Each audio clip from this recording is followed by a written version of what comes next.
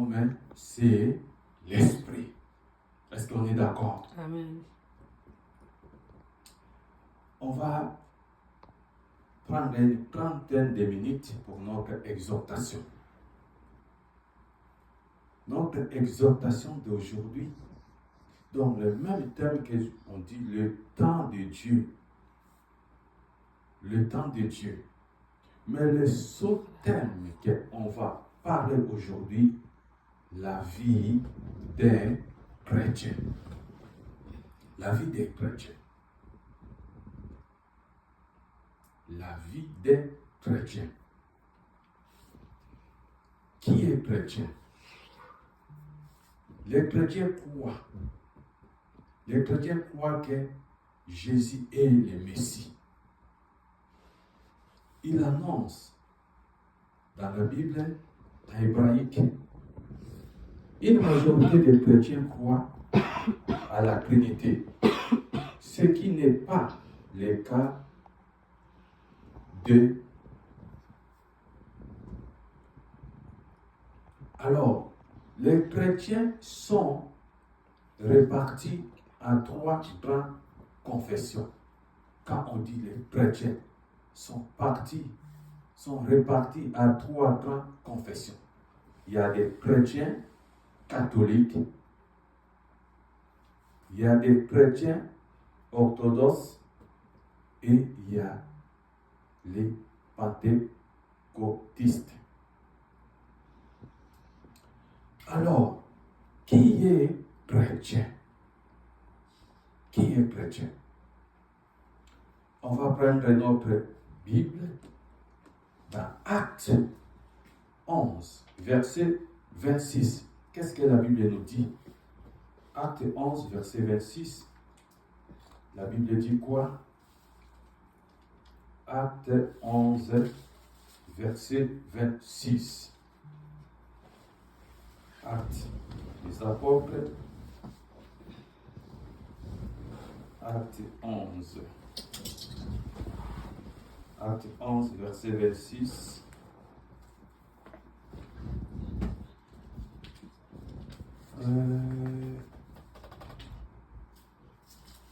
La Bible dit.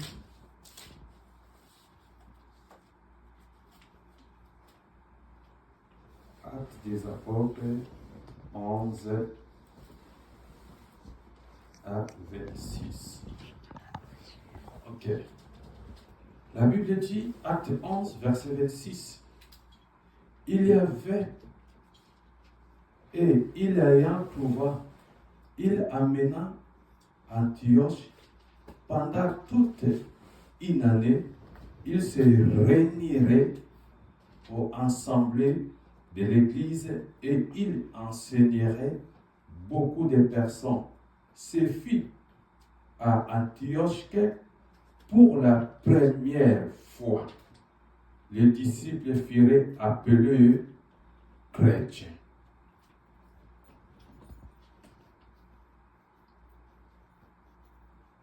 C'était à Antioche que pour la première fois, les disciples sont appelés les mots chrétiens. Les gens disaient, ah, les hommes là sont différents, ils sont des chrétiens. Là est venu le mot chrétien, ça devient des mots Christ.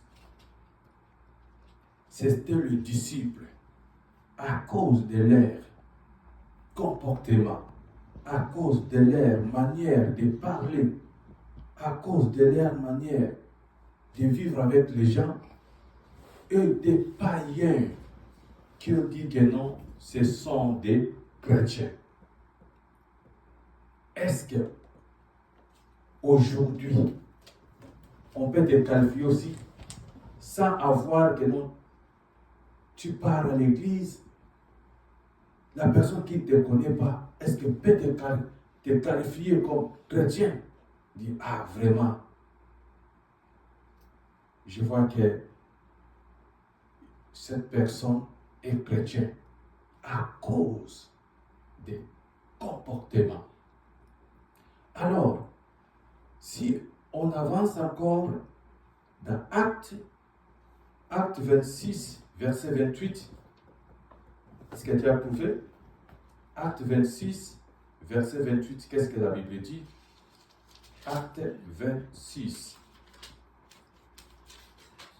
Acte 26, verset 28.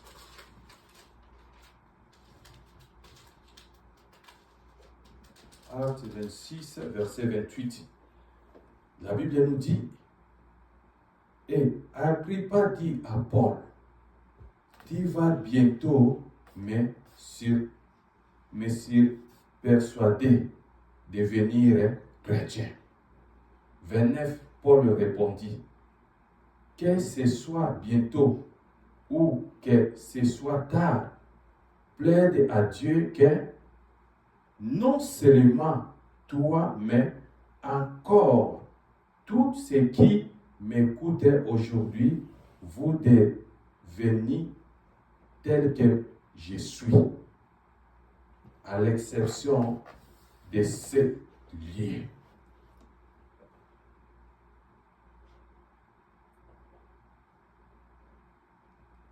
Il dit, plaît, bientôt tu dois me persuader de devenir chrétien. Donc un païen peut venir chrétien à écouter l'instruction, à suivre la marche de Dieu. Tu deviens chrétien. Alors, qui est chrétien, comme je dis? Alors, les chrétiens,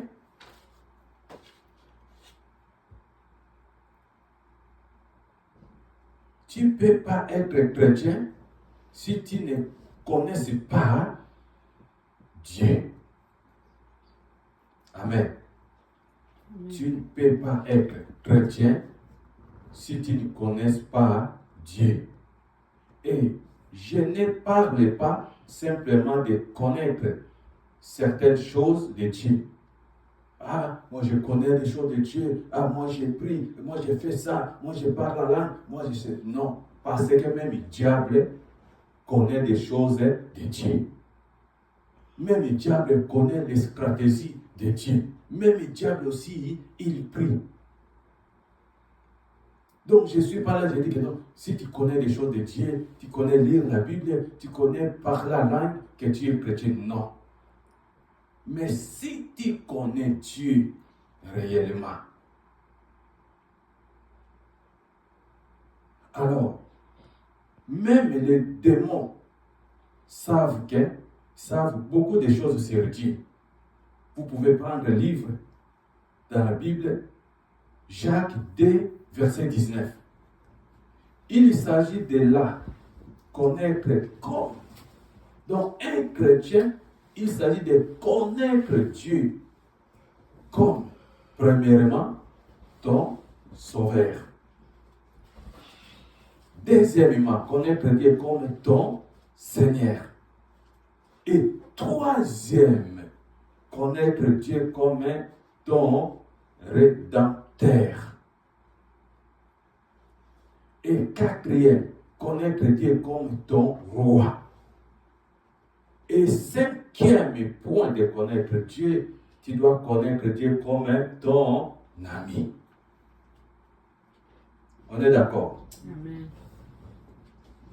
Ce n'est pas par la bouche que ah, moi je connais Dieu, moi je fais. Non. Il y a des choses qui présentent que cet homme est chrétien.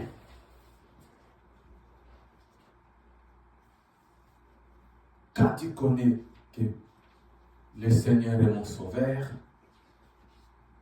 Dieu est mon sauveur, Dieu est mon Seigneur, Dieu est mon Rédempteur, Dieu est mon roi, Dieu est mon ami. C'est ça un chrétien. Les chrétiens ont une relation intime avec Dieu. Être chrétien, tu as une relation intime entre Dieu et toi. Ce n'est pas une relation de sens unique. mais c'est une relation. Vous savez, quand on est des amis, si aujourd'hui moi je te rends la visite, après quelques jours, toi tu dis, ah, je vais rendre mon ami la visite parce qu'il vient souvent me voir. Donc, si tu sais que non, il est mon sauveur. Donc tu dois être fréquenté à cet homme. À chaque fois. Imaginez si quelqu'un, dans la vie quotidienne, tu arrives à un certain âge, tu dis que je vais se marier, maintenant c'est le moment de faire choix. Tu fais ton choix. Ah bon, j'ai mon ami, donc on va se marier. Je pense que toute la journée, tu as l'envie de parler avec la personne. Quand il se réveille, peut-être que tu peux l'appeler ou tu fais un texto, mais comment tu vas, comment tu as passé la nuit? Ça arrive peut-être que tu es au travail, à l'heure de pause, ah, tu as envie de l'écouter. Avant de dormir, c'est comme ça aussi. Ça, dans la vie quotidienne. Mais un chrétien aussi, dans la vie de Dieu, quand tu es chrétien, tu dois avoir toute envie pendant la journée, pendant un mois, pendant toute l'année. Que si tu ne prends pas même 2 minutes de prière, tu vois comme ça manque quelque chose dans ta vie. Pendant la journée, si tu ne cites pas le nom de Dieu, tu vois comme tu manques quelque chose dans ta vie. C'est ça être chrétien. Un chrétien, ce n'est pas que non, seulement parler la langue, aller écouter des prophéties. Non, mais il y a des choses qui indiquent que cet homme est chrétien. Notre relation, ce n'est pas une relation de sens unique, que seulement Dieu qui répond à ton besoin. Ah, j'ai besoin de bénédiction, Dieu va te bénir. Je suis malade, Dieu va te guérir. Ah, j'ai besoin de voyage, Dieu va te donner le voyage. Je vais voir l'argent, Dieu va te donner du boulot. Ce n'est pas une relation de sens unique, mais c'est une relation de aller et retour. Parce que Dieu a créé l'homme à son image. Donc Dieu n'a pas besoin de ton argent, Dieu n'a pas besoin de tout que tu as, mais besoin de Dieu que l'homme adore le Seigneur. On est d'accord? Amen. Alors Jésus dit à ses disciples, si quelqu'un veut être mon disciple, qu'il renonce à lui-même, qu'il se charge de sa croix et qu'il me suit. Si tu veux être disciple de Jésus, si tu veux être un chrétien, tu dois renoncer de toi-même. Et tu dois se décharger de la croix pour suivre Jésus. Tu dois dénoncer de toi-même, première chose. Qu'est-ce que je fais dans ma vie? Ah, je suis orgueilleux. Ah, aujourd'hui, je ne vais pas vraiment vivre dans l'orgueil. Je vivais dans le mensonge. Non, j'abandonne la vie des mensonges. Je vais me charger moi-même, porter la croix de Jésus pour suivre Jésus. Oh, cette croix, ce n'est pas une croix physique, mais c'est une croix spirituelle. Ce sont des choses qui présentent le caractère d'un chrétien. Alors, vous pouvez lire dans Matthieu 16, verset 24. Les chrétiens doivent attendre à souffrir tout reconnaissant qu'une grande responsabilité. On est d'accord? Il y a des personnes qui pensent que quand tu deviens chrétien, la manne commence à tomber du ciel. Quand tu deviens chrétien, tout le monde doit aimer de toi. Quand tu deviens chrétien, que tout le monde doit s'embrasser de toi. Non. Sache que notre Seigneur a beaucoup souffert le monde a... donc le monde, quand Jésus est venu, le monde a haïr le Seigneur. Et quand tu deviens chrétien, quand tu deviens serviteur, sache que la souffrance aussi est devant toi. Sache que les gens vont haïr de toi. Sache que les gens vont s'éloigner de toi. Les gens vont parler de toi. Ah, il est comme ça à cause de la grande responsabilité.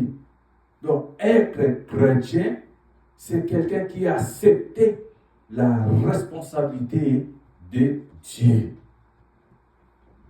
Amen. Amen.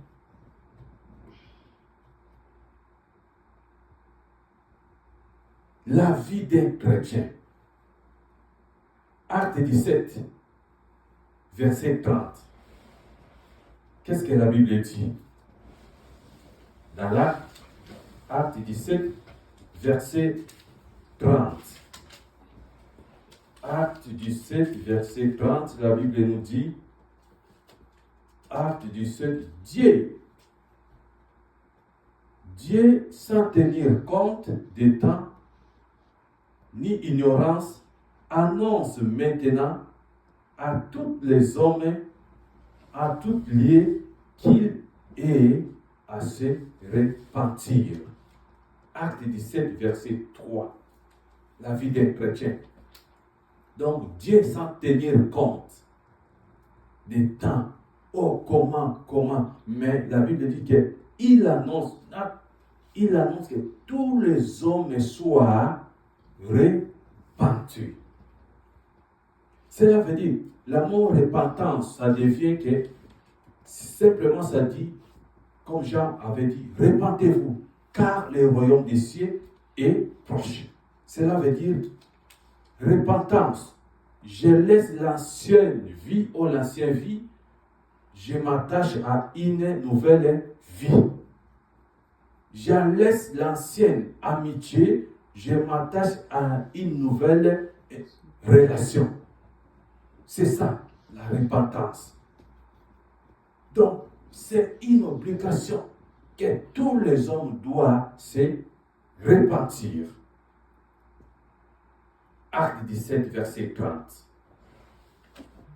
Alors, c'est la parole de notre Seigneur Jésus-Christ. Après, qu'est-ce que Jésus a dit?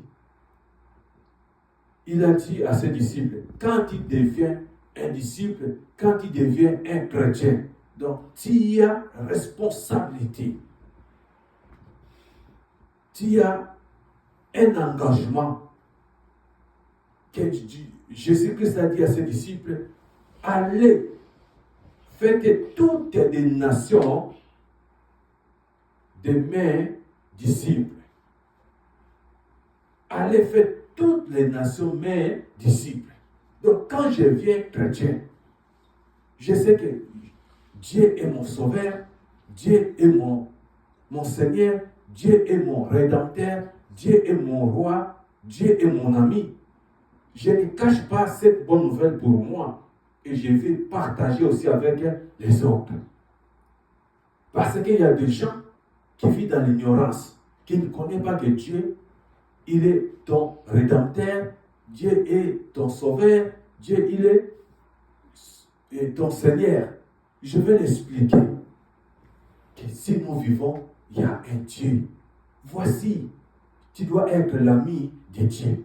Parce que quand tu deviens l'ami de quelqu'un, cela veut dire, tout que tu demandes à ton ami, il fait quoi? Il te donne. Si aujourd'hui, il y en a qui vont dire que non, ah mon ami, attends, pendant des semaines, après 3 jours, je vais chercher, je vais donner ce que tu m'as demandé. Et même dans la vie chrétienne, quand tu deviens l'ami de Dieu, tout ce que tu dois faire, Dieu te donnera en facilité. Pensez-vous la vie de Job dans la Bible? La Bible dit que Job était ami de Dieu. Et quand on parle de Job, comme je dis que non, un chrétien, ce n'est pas que non, quand quelqu'un qui connaît des choses de Dieu, non. Parce que Satan aussi connaît les choses de Dieu. Voyez ce que Job avait fait. Job a beaucoup souffert. Job avait des problèmes. Il était malade. Mais comme il était ami de Dieu, Dieu n'a pas abandonné Job. Amen. On est d'accord? Amen. Amen. On est d'accord? Amen. Donc, la vie des chrétiens, dans la vie de ce monde, quand il dit que non, je vais aimer le monde, je vais donner le dos à Dieu, sache que tu seras arrêté quelque part, tu seras coincé. Mais quand tu es accepté, quand tu dis que Dieu est mon sauveur, Dieu est mon ami, et ta vie sera différente. Ça que je voulais te dire seulement, que Dieu a besoin de toi. Que Dieu a besoin que tu deviennes son ami.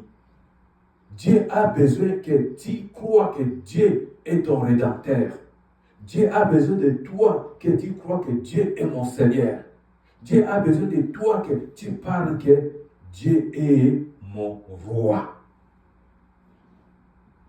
Un prince dans la maison royale, donc ne cherche rien. Il sait que non, je suis dans la maison royale. Quand il devient prince, tu sais que mon père est roi.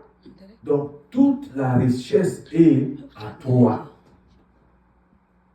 Toute la richesse est en toi. C'est pour cela. Ouvre ton cœur. Pense à Dieu. Que Dieu m'a créé à son image. La volonté de Dieu, c'est quoi pour ma vie? Dis que la volonté de Dieu, Dieu m'a créé pour que je sois un adorateur. Amen. Amen. Amen. Amen. Alors, on va lire dernière épître de 1 Pierre, verset 4. 1 Pierre 4, verset 1 Pierre 4. Qu'est-ce que la Bible nous dit dans le livre de Pierre?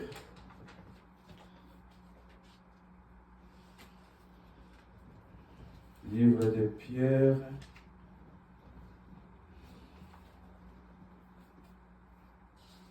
Un Pierre 4. 1 Pierre.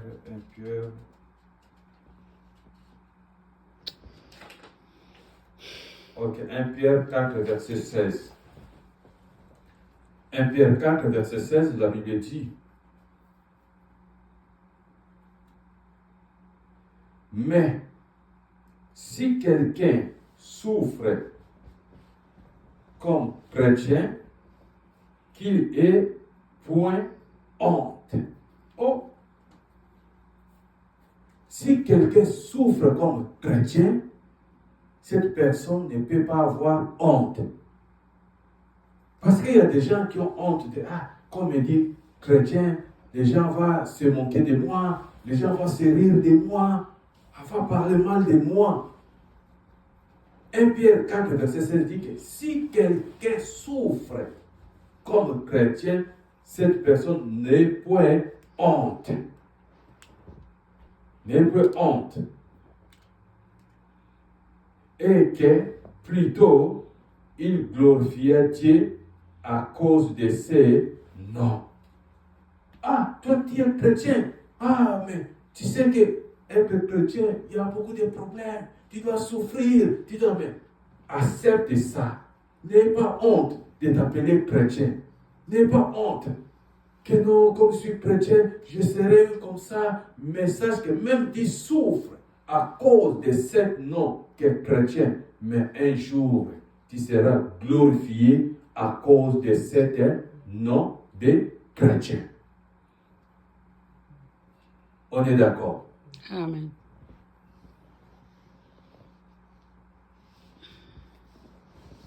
Alors, je veux que tu pries à Seigneur.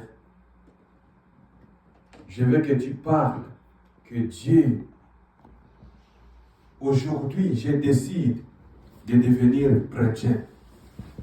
Je veux que tu pries, tu dis que Seigneur, je n'ai point honte d'être chrétien dans ce monde. Je veux que tu pries que Seigneur, je vais te suivre jusqu'au bout. Dis que Seigneur, je veux que je sois un chrétien, une chrétienne parfaite. Que ta parole demeure à moi. Que je veux que Seigneur, j'ai accompli ta mission que tu m'as envoyée dans cette terre.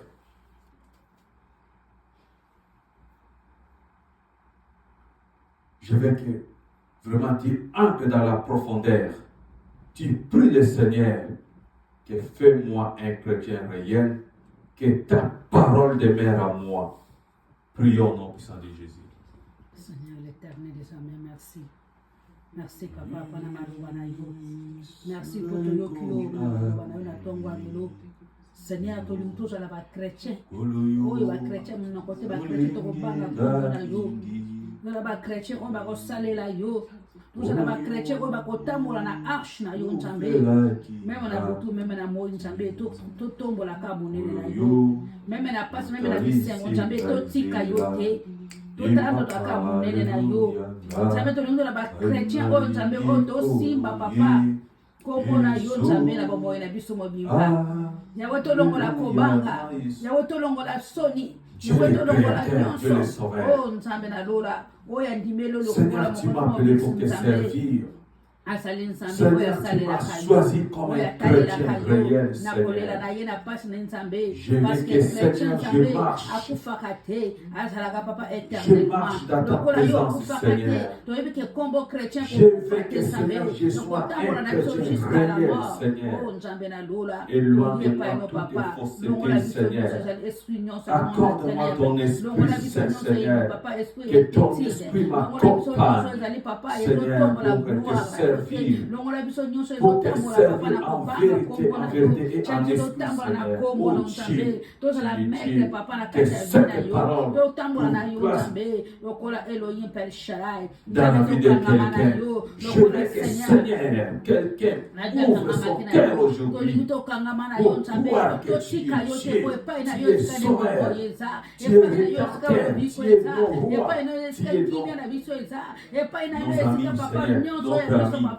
Sois avec nous, Seigneur. Oh Dieu, à part toi, il n'y a personne. Prends les places dans nos vies et règne au milieu de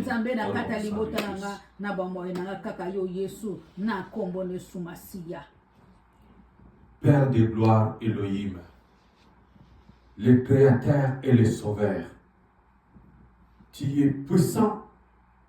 Seigneur, tu m'avais dit que ta parole est puissante dans ta bouche.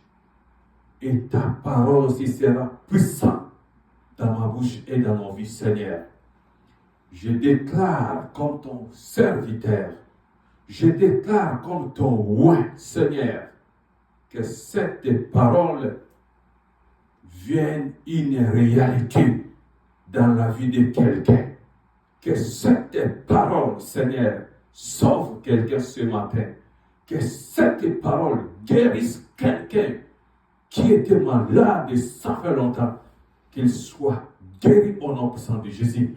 Que cette parole donne encore l'espoir avec quelqu'un qui a perdu son espoir à cause de cette parole. Quelqu'un qui était bloqué quelque part, qu'il reçoit la délivrance au nom puissant de Jésus. Quelqu'un qui était mort, Seigneur, à cause de cette parole.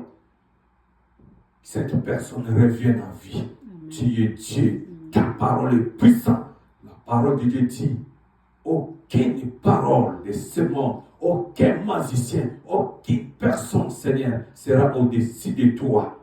Je sais que la Bible dit, au commencement était la parole, et la parole était avec Dieu, et la parole était Dieu. Seigneur, s'il y a quelqu'un qui est malade, ça fait longtemps, que cette personne n'a pas de revenus pour se rendre à l'hôpital, que ta puissance de la parole le touche, qu'il soit guéri au nom puissant de Jésus.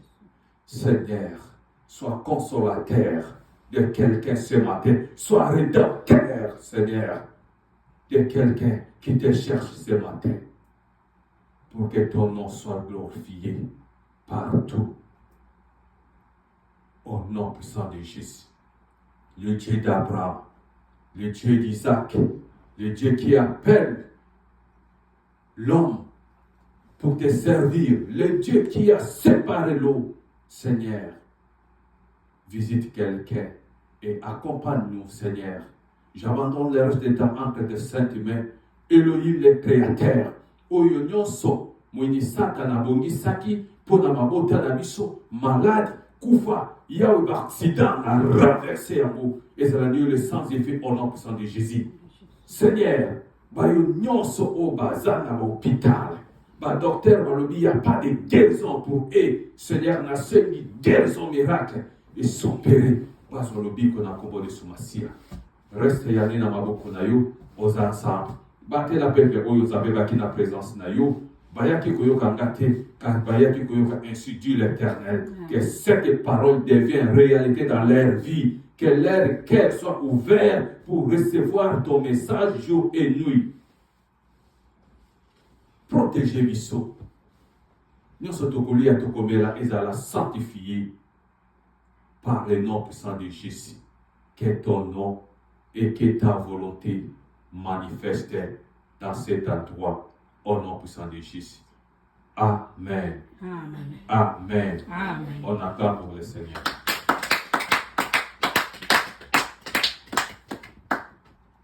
Ok, que le Seigneur vous bénisse. Amen. Bon après-midi avec vos familles. Merci.